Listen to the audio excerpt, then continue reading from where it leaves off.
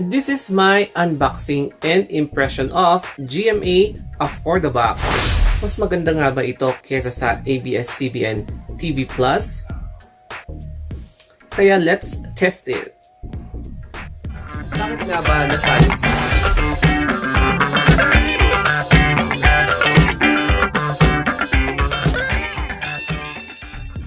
Alam nyo ba na bumili ako ng Gma Affordabox dahil hindi na gumagana yung PLDT TV Plus? And now, this will be the main content of this vlog. Medyo kakaiba because it will be related sa technology category ng aking vlog. And now, ito po yung itsura ng naka-wrap na Gma Affordabox. Kung makikita nyo, medyo mas malaki siya as compared sa TV Plus na digital na box. So, we have here, obviously, binili ko siya sa Lazada. And since yung price talaga is 888, yung mga ibang seller is wala talaga akong mahanap na talagang pwedeng pagbilhan ng ganong price because either naubusan ako o kaya failed yung order ko. And now, ang pagkabili ko dito is 1,078. I-minus nyo na lang dyan yung 65 na shipping fee. So, it's like a little more than 1,000 pesos. Ayan. Ifo-focus ko na lang para makita nyo. 1,078 pesos. Nabili ko from, ayan, Gma. Ayan. Tama ba? Gma X. Yung seller is Gma X from Lazada. Ayan, no? So, Lazada. Sa Lazada ko siya nabili. And thank God, meron na siyang box. So, Gma X, thank you for sending this package, parcel, dahil, ayan, matagal na ako nag-order ng Lazada. I mean, matagal na ako nag-order ng Gma Affordabox. Kaya, it's time to unbox. And, gamit ko itong surgical scissor na pwedeng gamitin na pang regular scissor. So, ikakat na natin siya like this. Ayan. Ayan, bukas na. So, ganito ang pagkakarap ni Gma X. Perfectly wrapped. And appreciate ko yung pag-pack nito kasi I think walang masyadong nayupi sa box na to. They really handled it well. May mga fold lang siya ng konti. Ayan, may fold pero hindi masyadong nayupi ang box. So, tatanggalin natin itong ayan, itong bubble wrap.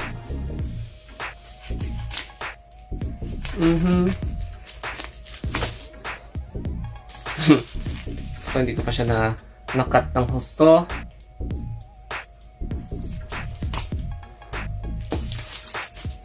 Sige pa, ikakat ko pa para at least mapapakawalan na natin siya. And here it is, Gma Affordabox. Parang hindi ko siya nakat ng maayos. Wait lang ha.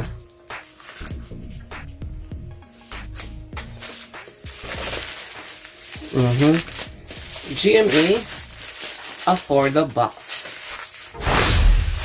O, di ba? Oh. See? Dahan-dahanin ko na lang baka ganyan na yung itsura niya.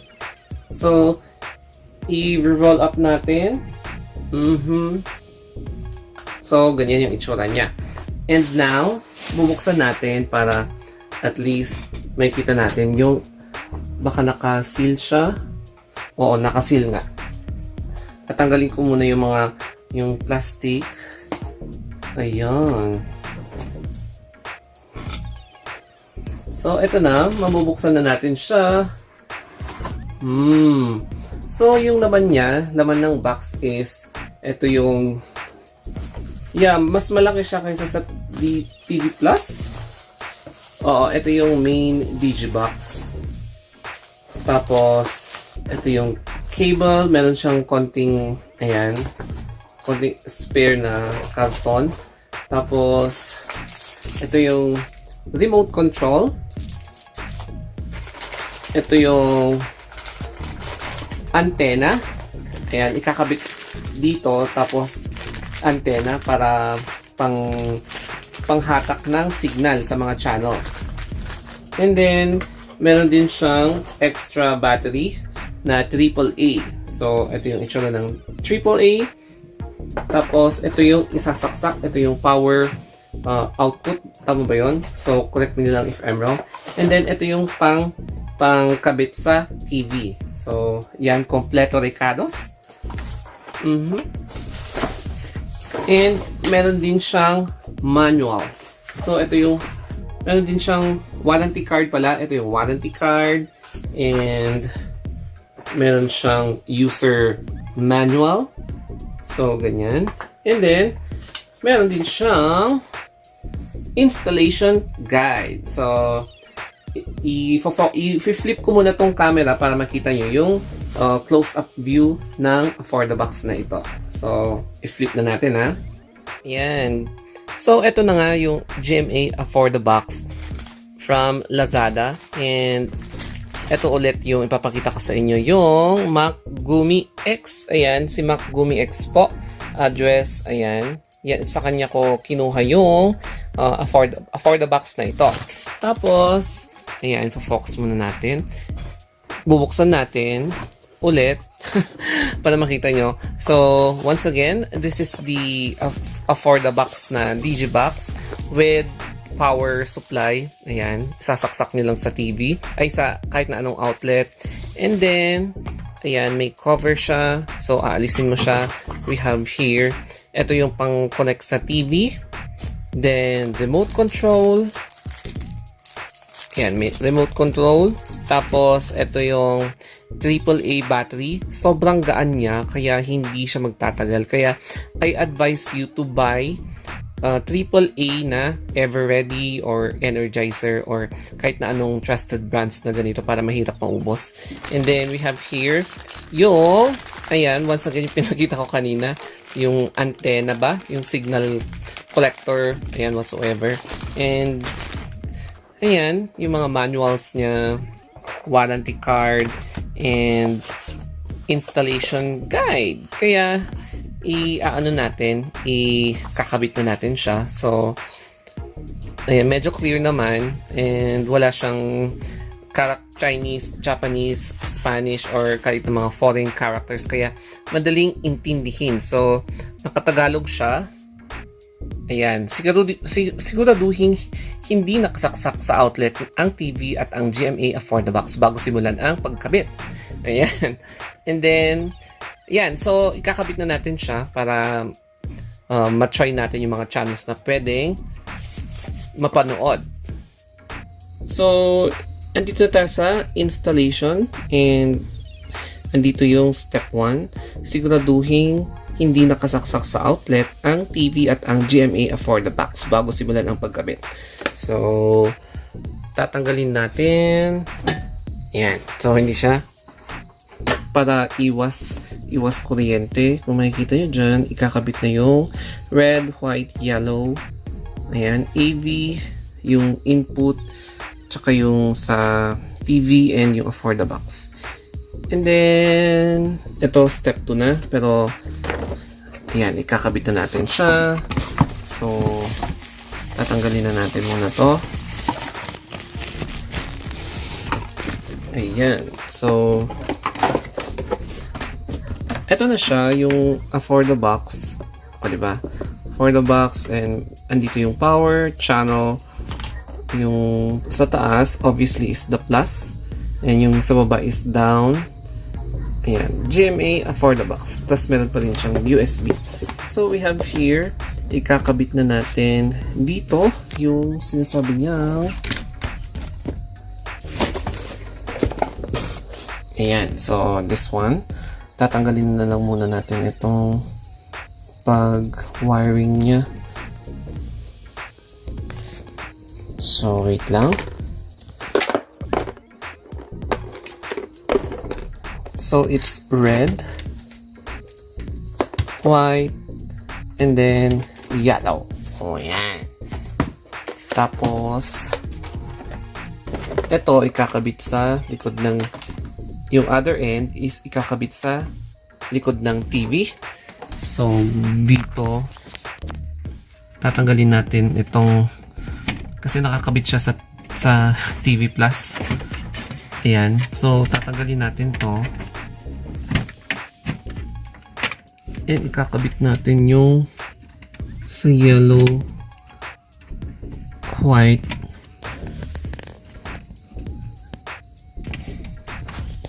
and green.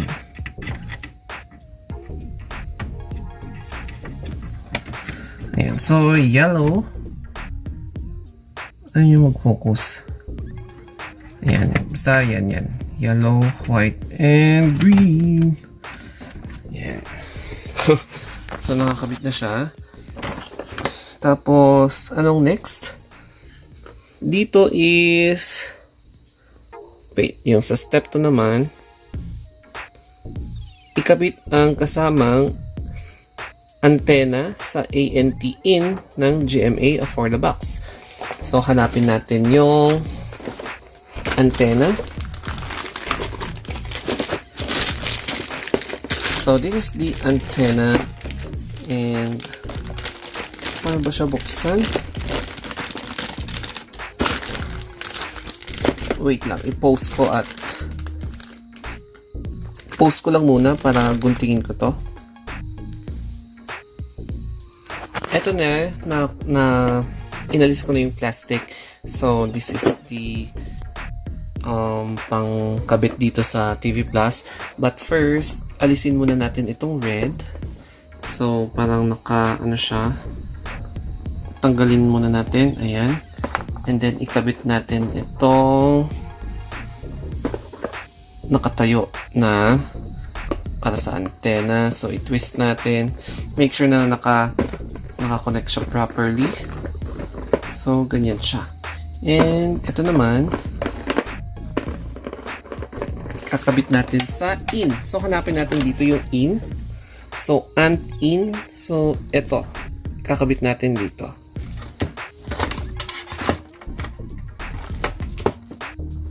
Ayan, so ayan, nakakabit na siya.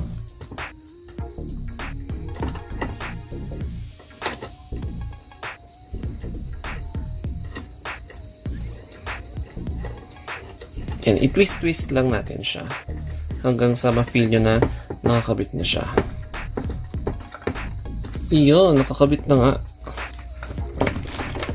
O, diba? And then, maghanap na lang tayo ng pwedeng paglagyan ng antenang ito. So, since yung previously, ito yung antena ng TV Plus, tatanggalin natin to. So, ayun. Tatanggalin muna natin siya. Palit sa'yo. So, ipopost ko muna. Dito na yung step 2. And, ganyan siya. So, nilagay na namin dito.